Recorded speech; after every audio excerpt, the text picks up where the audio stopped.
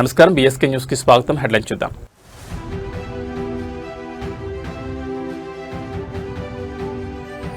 మాది పూర్తి ప్రజాస్వామ్య ప్రభుత్వం. ప్రతిపక్షాల పర్యటనపై మంత్రి నారా లోకేష్ కీలక వ్యాఖ్యలు.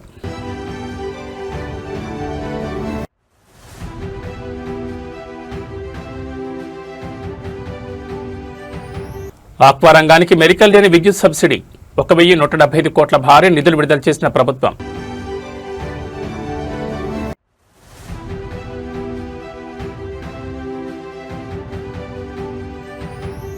భాగ్యనగరంలో బోనాల జాతర ఉత్సవాలు ప్రారంభం. నేడు గోల్కొండ కోటపై అమ్మవారికి తొలి బోనం.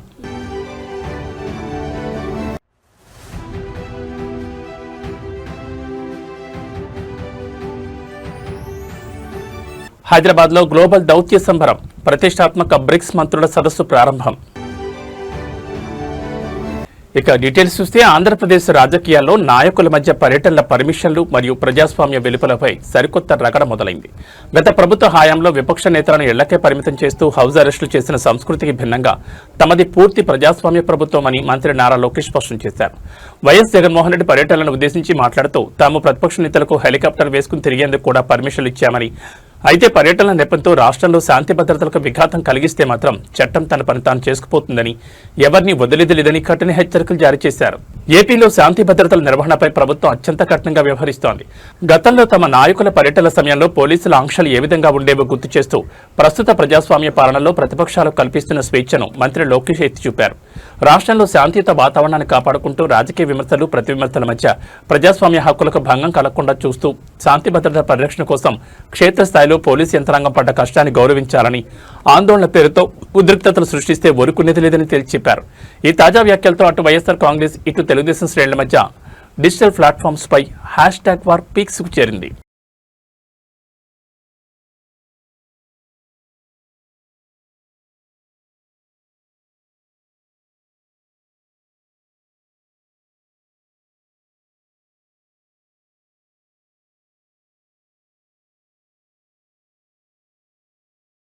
ఆంధ్రప్రదేశ్ ఆర్థిక రంగానికి వెన్నెముగ్గా నిలిచే ఆక్వాకల్చర్ మరియు మత్స్యకార రంగానికి అందుతున్న కరెంట్ సబ్సిడీల చుట్టూ ఇప్పుడు ఏపీ రాజకీయాలు వేడెక్కాయి.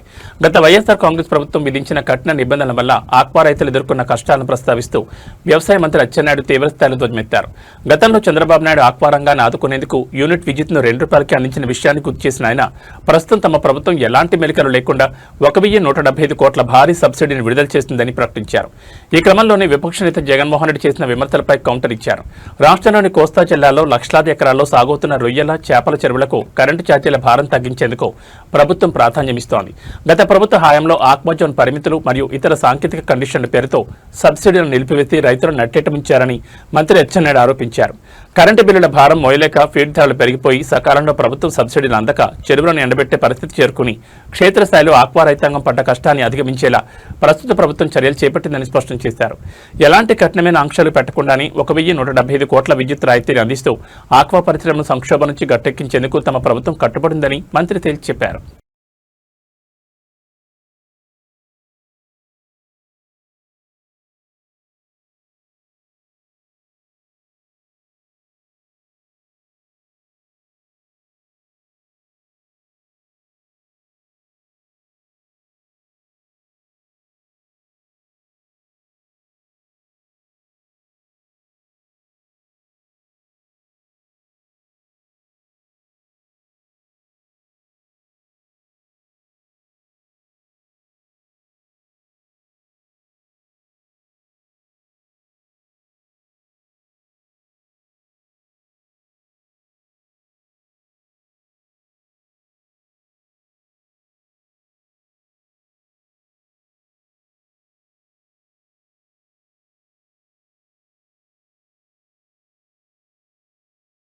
తెలంగాణ ఆత్మగౌరవానికి, భక్తి సంప్రదాయాలకు నిలువుటద్దలా నిలిచే చారిత్రాత్మక ఆషాఢమాస బోనాల ఉత్సవాలకు భాగ్యనగరం ముస్తాబైంది.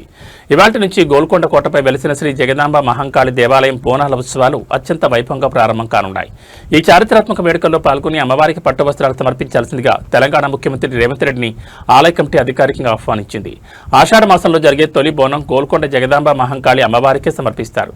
ఈ మహోన్నత ఘట్టాన్ని వీక్షించేందుకు తెలుగు రాష్ట్రాల నుంచే కాకుండా దేశవ్యాప్తంగా లక్షలాది మంది భక్తులు తరలివచ్చి అవకాశం ఉంది. ప్రతి ఏటా ఈ ఉత్సవాలను అత్యంత ప్రశాంతంగా భక్తులకు ఎలాంటి అసౌకర్యం కలగకుండా ట్రాఫిక్ ఇబ్బందులను దాటుకుంటూ క్యూ లైన్లలో గంటల తరబడి నిలబడి అమ్మవారిని దర్శించుకునేందుకు క్షేత్రస్థాయిలో భక్తులు పడ్డ కష్టాన్ని ఈసారి పూర్తిగా నివారించేలా ప్రభుత్వం అన్ని శాఖలను సమన్వయం చేస్తోంది. సీఎం రేవంత్ రెడ్డి కలిసిన వారిలో మంత్రి కొండా సురేఖతో పాటు దేవాదాయ శాఖ కమిషనర్ హనుమంతరావు, ఆలయ ఈవో, అర్చకులు మరియు ధర్మకర్తల మండలి సభ్యులు ఉన్నారు. సాంప్రదాయబద్ధంగా వేద ఆచరితనాలు అందించి ప్రసాదాలను అందజేసి సీఎంను ఆహ్వానించారు. భక్తులకు త్రాగునీరు, వైద్య శిబిరాలు, ప్రత్యేక క్యూ లైన్ల ఏర్పాటును ఇప్పటికే పూర్తి చేసినట్లు అధికారులు ప్రకటించారు. అంతర్జాతీయ దౌత్య సంబంధాల సమన్వయానికి మరియు ప్రపంచ స్థాయి విధానాల రూపకల్పనకు తెలంగాణ రాజధాని హైదరాబాద్ మరోసారి వేదికైంది. భారత ప్రభుత్వ కార్మిక ఉపాధి మంత్రిత్వ శాఖ ఆధ్వర్యంలో భాగ్యనగరంలో అత్యంత ప్రతిష్టాత్మకంగా సాగుతున్న BRICS labour and employment ministers meeting 2026 ప్రపంచ దేశాల దృష్టిని ఆకర్షిస్తోంది. ఈ సదస్సు అనుబంధంగా నిన్న రాత్రి కేంద్ర ప్రభుత్వం ఏర్పాటు చేసిన అధికారిక విందుకు హాజరైన ఉన్నతాధికారులు మరియు ప్రముఖ నేతలు అంతర్జాతీయ ప్రతినిధులతో కీలక చర్చలు జరిపారు. ఈ బ్రిక్స్ సదస్సు ద్వారా ప్రపంచవ్యాప్తంగా కార్మిక హక్కులు, ఉపాధి కల్పన రంగాల్లో రాబోయే మార్పులపై సభ్య దేశాలు కీలక ఒప్పందాలు చేసుకోనున్నాయి. నిన్న రాత్రి జరిగిన అఫీషియల్ డిన్నర్ ఈవెంట్లో దక్షిణాఫ్రికా, Indonesia, China, Russia, Iran, Ethiopia, United Arab Emirates మరియు బ్రెజిల్ దేశాల మంత్రులు మరియు ప్రతినిధులతో బహుపాక్షిక చర్చలు జరిగాయి. హైదరాబాద్ను ఒక అంతర్జాతీయ మెట్రోపాలిటన్ నగరంగా తీర్చిదిద్ది ఇంటర్నేషనల్ సమ్మిట్లకు ఆతిథ్యం ఇచ్చేలా ఇన్ఫ్రాస్ట్రక్చర్ను డెవలప్ చేస్తూ ప్రపంచ దేశాల నేతలు మెచ్చేలా ఇక్కడ గ్లోబల్ సదస్సులు సజావుగా సాగేందుకు క్షేత్రస్థాయిలో యంత్రాంగం పడ్డ కష్టాన్ని ఈ వేదిక ప్రతిబింబిస్తోంది. ఈ బ్రిక్స్ 2026 నిశ్శబ్దం విజయవంతం కావడం వల్ల అంతర్జాతీయ వ్యాపారాలు, పెట్టుబడులు మరియు గ్లోబల్ నెట్వర్కింగ్కు తెలంగాణ మోస్ట్ ప్రిఫర్డ్ డెస్టినేషన్గా తన స్థానాన్ని మరింత సుస్థిరం చేసుకుంది.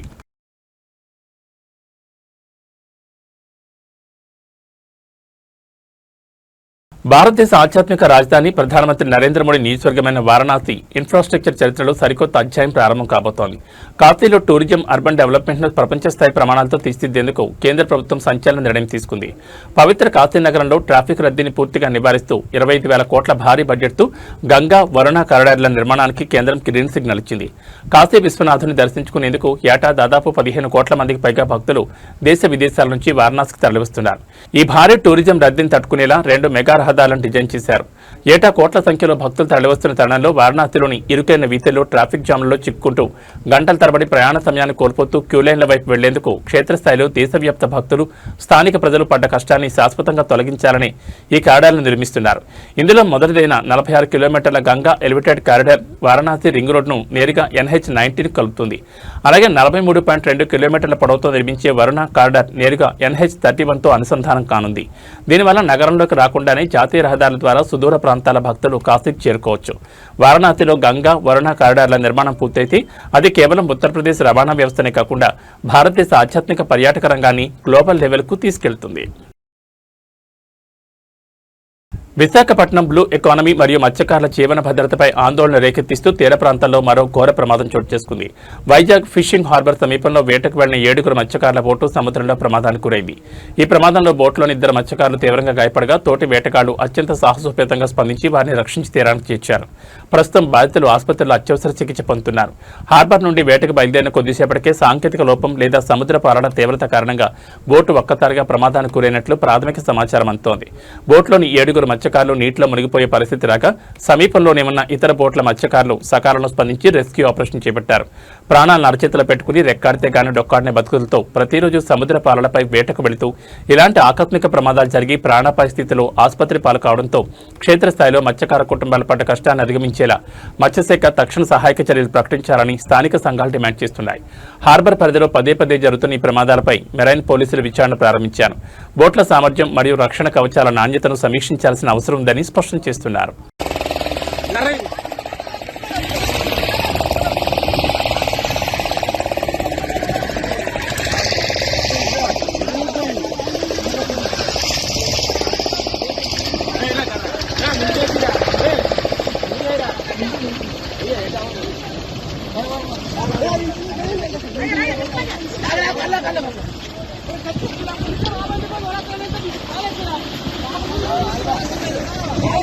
Hey! ఆంధ్రప్రదేశ్ రాజకీయ వర్గాల్లో మరియు సామాజిక కార్పొరేషన్ విభాగాల్లో తీవ్ర ఆందోళన రేకెత్తిస్తూ ఒక షాకింగ్ హెల్త్ అప్డేట్ వెలుగు చూస్తుంది. ఖమ్మ కార్పొరేషన్ చైర్మన్ నాదెండ్ల బ్రహ్మం చౌదరి హఠాత్తుగా తీవ్ర బ్రెయిన్ స్ట్రోక్ గురయ్యారు. అకస్మాత్తుగా అస్వస్థతకు గురైన ఆయనను కుటుంబ సభ్యులు తక్షణమే మణిపాల్ ఆసుపత్రికి తరలించారు. పరిస్థితి అత్యంత విషమంగా మారడంతో వైద్యులు ఆయనకు అత్యవసరంగా బ్రెయిన్ సర్జరీ పూర్తి చేశారు. నాదెండ్ల బ్రహ్మం చౌదరికి స్ట్రోక్ వచ్చిన వెంటనే ఆసుపత్రికి చేర్చడం వల్ల మణిపాల్ వైద్య బృందం సకాలంలో స్పందించి అత్యంత సంక్లిష్టమైన బ్రెయిన్ సర్జరీని విజయవంతంగా పూర్తి చేశారు. ప్రస్తుతం ఆయనను ఐసీయూ అబ్జర్వేషన్లో ఉంచి పారామీటర్లను నిరంతరం పర్యవేక్షిస్తున్నారు. ఇటీవల TDP fire brand social media activist Gautami శ్వేతను వివాహం చేసుకుని కొత్త జీవితాన్ని ప్రారంభించిన తరుణంలో హఠాత్తుగా ఈ మహమ్మారి స్ట్రోక్ బారిన పడడంతో అటు కుటుంబ సభ్యులు ఇటు కార్పొరేషన్ బాధ్యతల నిర్వహణలో క్షేత్రస్థాయిలో బ్రహ్మం చౌదరి అనుచర శ్రేణులు పడ్డ కష్టాన్ని అధిగమించి ఆయన పూర్తి ఆరోగ్యంతో తిరిగి రావాలని బంధుమిత్రులు ఆకాంక్షిస్తున్నారు. తెలుగుదేశం పార్టీ అగ్రనాయకత్వం సైతం మణిపాల్ ఆసుపత్రి వైద్యులతో నిరంతరం సంప్రదింపులు జరుపుతూ మెరుగైన వైద్య సేవలు అందేలా పర్యవేక్షిస్తోంది. హైదరాబాద్ నగరంలోని విద్యా సంస్థల పర్యవేక్షణ మరియు సిలబస్ గైడ్లైన్స్ పై తీవ్ర ప్రశ్నలు రేకెత్తిస్తూ సైదాబాద్ ప్రాంతంలో ఒక సంచలన ఘటన వెలుగు చూసింది. ఒక ప్రైవేట్ పాఠశాలలో 2వ తరగతి చదువుతున్న చిన్నారి హోంవర్క్ డైరీలో నిర్దిష్ట మతపరమైన కల్మా మరియు సూరహ్ ఫాతిహాలను రాయాలని వాటిని పఠించాలని పాఠశాల సిబ్బంది నిర్దేశించినట్లు తల్లిదండ్రులు సంచలన ఆరోపణ చేశారు. ఈ హోంవర్క్ వివాదంపై స్కూల్ యాజమాన్యాన్ని నిలదీసేందుకు పెద్ద ఎత్తున తరలివచ్చిన తల్లిదండ్రులతో పాఠశాల ప్రాంగణం రణరంగంగా మారింది. ఇరు వర్గాల మధ్య జరిగిన తీవ్ర వాగ్వాదానికి సంబంధించిన వీడియోలు ఇప్పుడు సోషల్ మీడియా ప్లాట్ఫామ్స్ లో తెగ వైరల్ అవుతున్నాయి. ప్రైవేట్ పాఠశాలలో అకాడమిక్ క్యాలెండర్ మరియు సిలబస్ బుక్స్ వెలువల విద్యార్థులపై ఇలాంటి మతపరమైన అంశాలను రుద్దడంపై చట్టపరమైన నిబంధనలు కఠినంగా ఉన్నాయి. సైదాబాద్ స్కూల్ ఘటనలో డైరీ ఆధారాలను బయటపెట్టిన తల్లిదండ్రులు బాధ్యులను ఉపాధ్యాయులను మరియు ప్రిన్సిపల్ను తక్షణమే సస్పెండ్ చేయాలని డిమాండ్ చేస్తున్నారు. ఎంతో నమ్మకంతో భారీగా ఫీజులు చెల్లించి పిల్లలను మంచి చదువుల కోసం ప్రైవేట్ స్కూళ్లకు పంపితే అక్కడ చదువు పక్కన పెట్టి లేనిపోని వివాదాల్లోకి చిన్నపిల్లలను లాగుతున్న పాఠశాలల తీరుతో క్షేత్రస్థాయిలో తల్లిదండ్రులు పడ్డ కష్టాన్ని ముగించేలా విద్యాశాఖ ఉన్నతాధికారులు జోక్యం చేసుకోవాలని స్థానికులు కోరుతున్నారు. ఈ వివాదంపై సైదాబాద్ లోకల్ పోలీసులు కూడా నిఘా పెట్టారు. పాఠశాల క్యాంపస్లో శాంతి భద్రతల సమస్య తలెత్తకుండా ముందస్తు చర్యలు చేపట్టారు. అయితే ఈ ఆరోపణలపై స్కూల్ మేనేజ్మెంట్ నుంచి ఇంకా ఎలాంటి అధికారిక స్పందన లేదా ప్రెస్ నోట్ విడుదల కాలేదు. నా పేరు సుప్రియా గౌడ్. మా నెఫ్యూ అంటే మా అక్క వాళ్ళ బాబు స్కూల్ నుంచి నేను పికప్ చేసుకోవడానికి వెళ్ళినుండే అనమాట. స్కూల్కి వచ్చిండో ఇంట్లో కూర్చుండో డైరీ చూపించిండో హోంవర్క్ చేయాలని చెప్పేసి.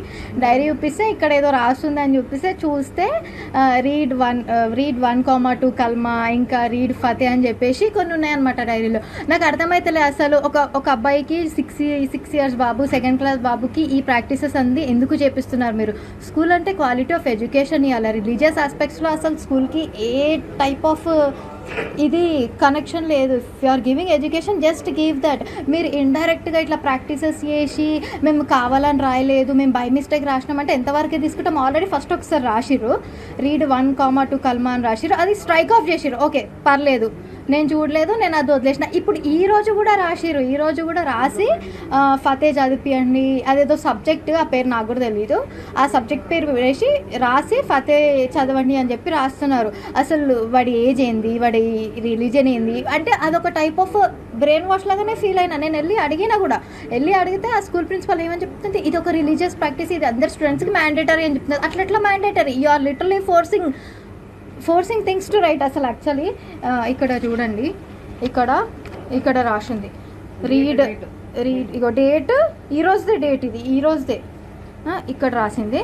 మళ్ళీ నేను మొత్తం డైరీ మొత్తం చెక్ చేస్తే మళ్ళీ నాకు ఇది ఒకటి కనిపించింది, ఇది ఆల్రెడీ స్ట్రైక్ ఆఫ్ అయిపోయింది. రీడ్ 1,2 కల్మా అని చెప్పేసి ఇట్లా ఇంకా ఎంతమంది పిల్లల బుక్స్లో రాసినారో తెలియదు. ఓకే మీరు అంటారేమో అదొక సబ్జెక్ట్, వీళ్ళకి ఆ సబ్జెక్ట్ ఉంది అంటే ఆ సబ్జెక్ట్ ఏ పిల్లలు అయితే తీసుకున్నారో ఆ పిల్లలందరినీ డైరీ సపరేట్ పెట్టి ఇవ్వండి, వీళ్ళ డైరీ సపరేట్ పెట్టి ఇవ్వండి. ఇక్కడ క్లియర్గా లియాన్స్ కృష్ణ అని పేరు కనిపిస్తుంది. అట్లా రాస్తారు. మళ్ళీ వెళ్ళి అడిగితే ఫస్ట్ అడిగితేనేమో religious practice and it is necessary for all the students అన్నది. సెకండ్ టైం అది ఎవరైతే రాసిర్రో ఆమెనే వచ్చి నేను బై మిస్టేక్ రాసిన అంటారు. అంటే మీరు గడికి పేరు ఇట్లా చేంజ్ చేయడం అసలు కరెక్ట్? అది వాంటెడ్గానే రాసినట్టు నేను పర్సనల్గా ఫీల్ అవుతున్నాను.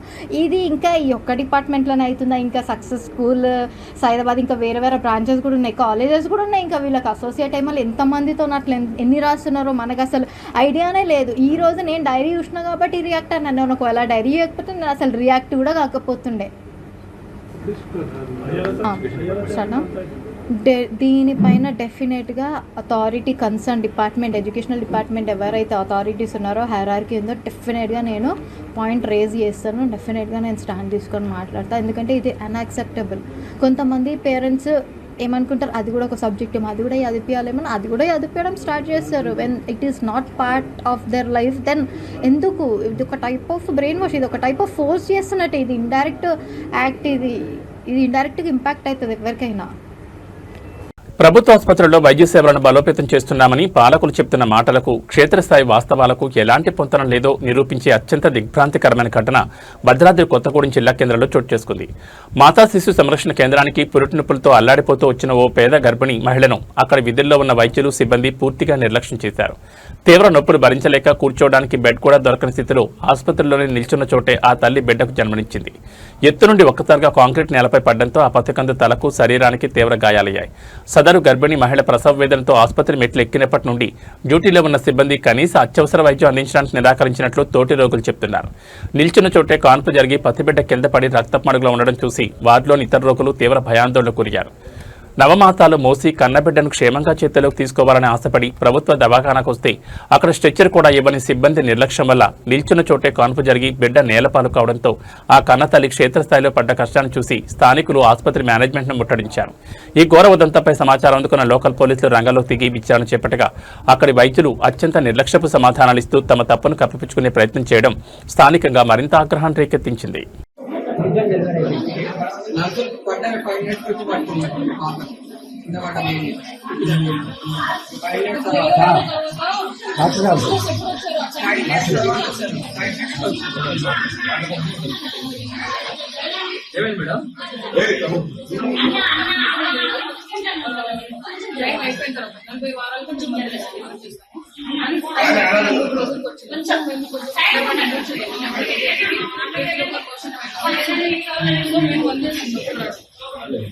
అయితే కొంచెం దారైతే ఓపెన్ అయింది, ఇంకా కొంచెం తొందరగా అయితే ఆమెకి ఏంటంటే మామూలుగా మంది చేసిన తర్వాత 6 గంటలకు చూడాలి ప్రోగ్రెస్ ఏంటో లేదా. కానీ ఏంటంటే తొందరగా ప్రోగ్రెస్ అయిపోయింది. అయితే కొంచెం పెయిన్ అని మామూలుగా 6 hours చాలా మంది పేషెంట్స్ అవ్వాలి. సో మంది చాలా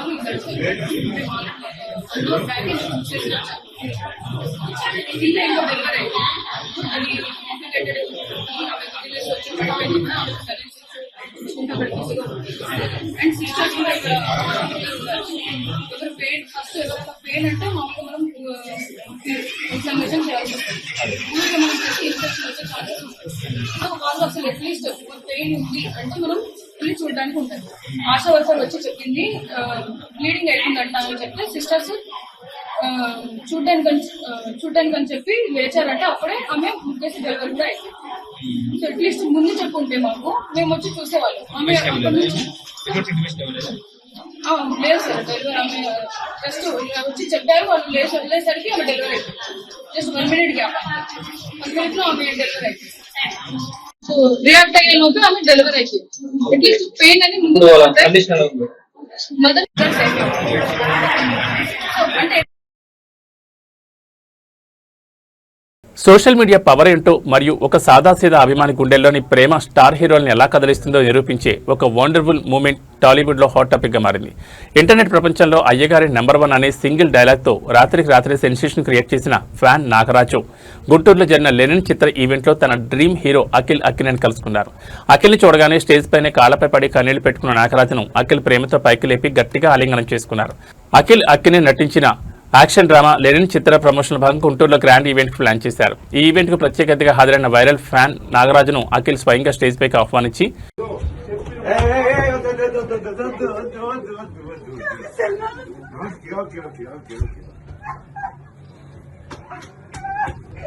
హ్యాపీ కదా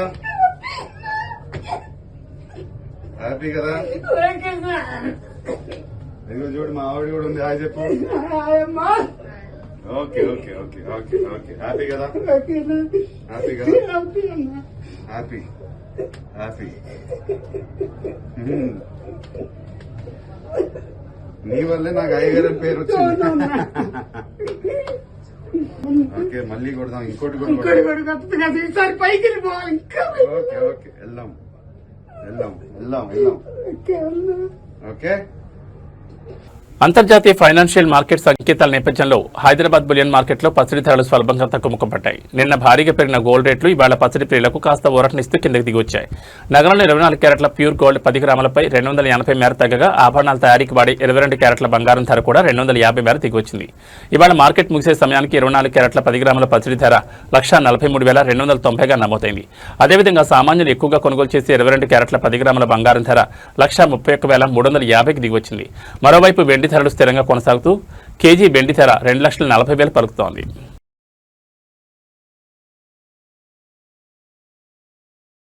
ఆంధ్రప్రదేశ్లో ప్రకృతి ఒకేసారి 2 విభిన్న రూపాలు చూపిస్తోంది. ఒకవైపు ఉత్తర కోస్తాంధ్రాలను వర్షాలు ముంచెత్తడానికి సిద్ధమవుతుంటే మరోవైపు దక్షిణ కోస్తా రాయలసీమ జిల్లాలను ఎండలు నిప్పులు కొలిమిలా మారుస్తున్నాయి.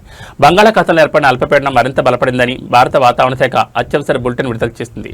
ఈ అల్పపీడనం రాబోయే 2-3 రోజుల్లో బెంగాల్ మీదుగా తూర్పు భారతం వైపు పయనించనుండడంతో ఉత్తర కోస్తాలో నేడు రేపు మోస్తరు వర్షాలు కురిసే అవకాశం ఉంది. అయితే రాయలసీమ వాసులకు మాత్రం ఎండల శాఖ తప్పేలా లేదు. ఈ అల్పపీడనం మరియు ఉపరితల ఆవర్తనం కారణంగా స్తంభించిపోయిన రుతుపవనాల్లో తిరిగి కదలికొచ్చే అవకాశం ఉందని అధికారులు అంచనా వేస్తున్నారు. ఉత్తర కోస్తా జిల్లాలోని లోతట్టు ప్రాంతాల ప్రజలు అప్రమత్తంగా ఉండాలని హెచ్చరించారు.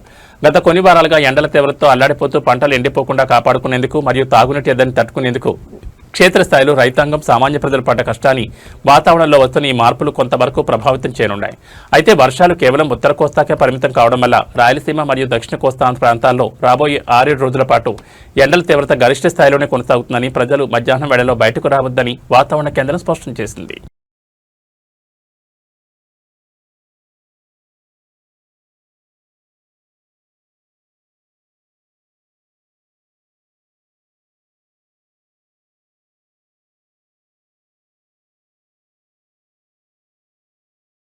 ఈ బులెటిన్ విశేషాలు. నమస్కారం.